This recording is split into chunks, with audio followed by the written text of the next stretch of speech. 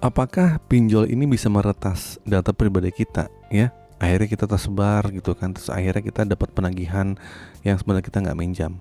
Oke, langsung saja nih saya akan menanggapi masalah banyak nih data-data pinjol yang dibobol atau yang tersebar. Nah, di video ini saya akan bahas nih bagaimana sih cara mengantisipasi agar data-data kita tetap aman, tidak disalahgunakan oleh orang lain. Di sini kita di sini saya akan membahas dulu kira-kira apa saja yang dimiliki oleh pinjol ini. Mungkin teman-teman yang belum sempat meminjam sudah pasti kan kalian sudah pernah menginstal, akhirnya ada data nih KTP, alamat, nomor telepon, bahkan kontak darurat kalian. Nah, apalagi kalian sempat mengajukan di pinjol legal nih, otomatis seluruh kontak yang ada di HP kalian sudah pasti kesedot, dan foto-foto yang ada di galeri pun sudah kesedot juga. Asumsinya kita coba aja deh data yang paling minimum dulu seperti KTP dan nomor HP kita. Banyak banget disalahgunakan untuk melakukan modus-modus penipuan ya, mulai mengaku kerabat-kerabat kalian, nipu kontak-kontak yang ada di HP kalian dengan berbagai macam fitnah yang ditunjukkan pada kalian. Intinya banyak banget deh risiko ketika data kita sudah tersebar ya. Nah, sekarang apa yang harus kita lakukan biar data kita ke depannya tidak disalahgunakan, dan kira-kira langkah preventif apa sih yang bisa kita lakukan? Nah, pertama-tama teman-teman tuh buat yang sudah pernah daftar pinjol atau sudah punya akun pinjol atau di pay letter lainnya, teman-teman harus segera untuk mengganti data-datanya ya. Minimal email atau nomor HP kalian. Cari nomor HP yang mungkin nggak pernah kalian pinjam atau nggak pernah kalian ajukan untuk meminjam. Kenapa? Karena kalau mereka sudah mendapatkan nomor HP kontak-kontak dari kalian, nah ini akan mempermudah mereka untuk membobol akun kalian. Di harapan kita nih, akun kita itu tidak dipakai oleh orang lain dan tidak menggunakan untuk bertransaksi.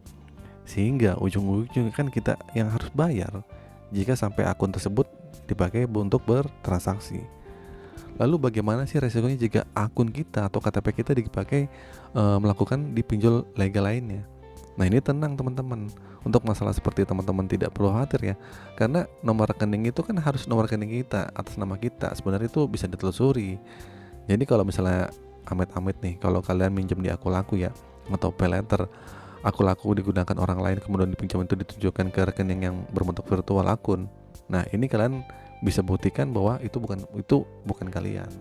Uangnya nggak masuk ke rekening kalian ya, karena kalau pinjol legal OJK tuh nggak seperti itu. Nomor rekeningnya itu harus sama dengan nama KTP kita, dan juga kalian bisa menolak lah untuk tidak menyetujui terkait masalah transaksi seperti itu.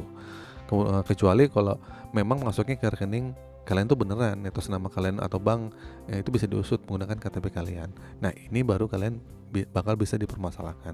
Tapi kalau virtual akun yang mana harus pinjol lebih teliti lagi untuk mencarikan, nah ini beda lagi masalahnya. Nah, untuk masalah yang dipakai orang lain untuk meninjau untuk minjol gitu, ini sebenarnya sudah ada solusinya. Sudah ada, kita tinggal kumpulkan bukti-buktinya. Kita tinggal telusuri aliran dananya kemana. Nah, kita tinggal telusuri juga device yang dipakai dari mana. Sebenarnya pinjol itu punya keamanan untuk memanage semua ini ya. Jadi ketika akun kalian digunakan, jangan mudah percaya begitu aja. Kalian juga harus bertindak langsung. Kalian tuh mungkin bilang ke CS-nya lah gitu kan, untuk bilang kalau saya tuh akunnya disalahgunakan gitu kan. Kalian bisa lapor polisi atau untuk usut masalah seperti ini. Nah, penting banget nih biar pinjol itu juga ada keinginan untuk mengusut masalah ini, karena sudah ada urusannya polisi di dalamnya. Terus bagaimana kalau data-data kita dipakai untuk nipu orang lain ya, ditipu orang lain. Nah, ini akan sulit. Resiko antisipasi pun agak sulit.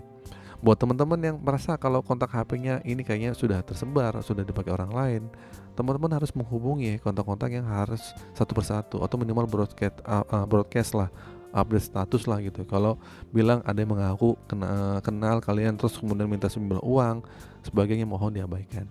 Setidaknya nih itu bisa kalian jadikan peringatan dini kepada teman-teman bahwa misalnya kalau suatu saat nanti ada orang yang ingin melakukan penipuan mengatasnamakan kalian ya.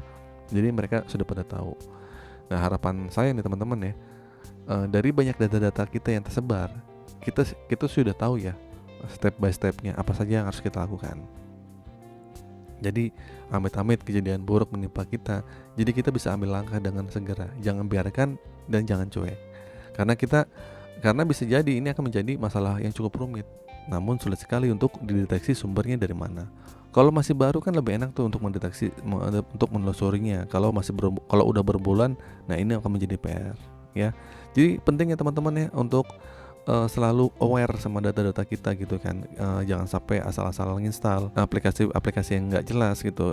Lindungilah data-data kalian karena itu akan penting, karena biasanya akan jadi modus rawan penipuan oleh oknum-oknum yang tidak jelas.